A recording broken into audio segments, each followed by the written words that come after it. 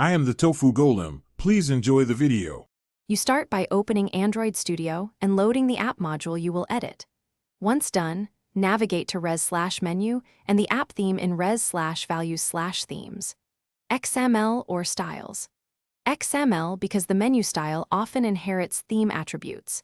Make sure to back up the current menu XML and any style definitions by copying them to a safe folder.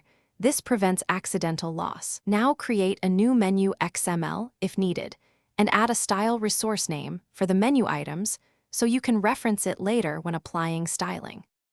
Once the style skeleton exists, define concrete attributes like item text appearance, text color, Android, icon tint, and padding to control look and spacing.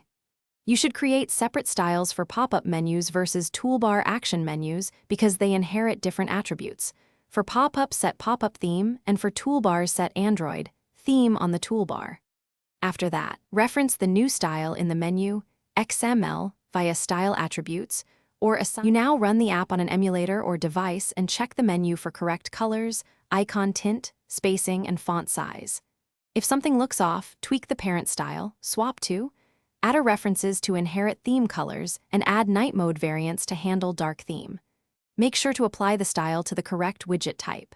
If updates do not appear, clear build clean project, invalidate caches, and restart Android Studio. This resolves most resource caching problems quickly.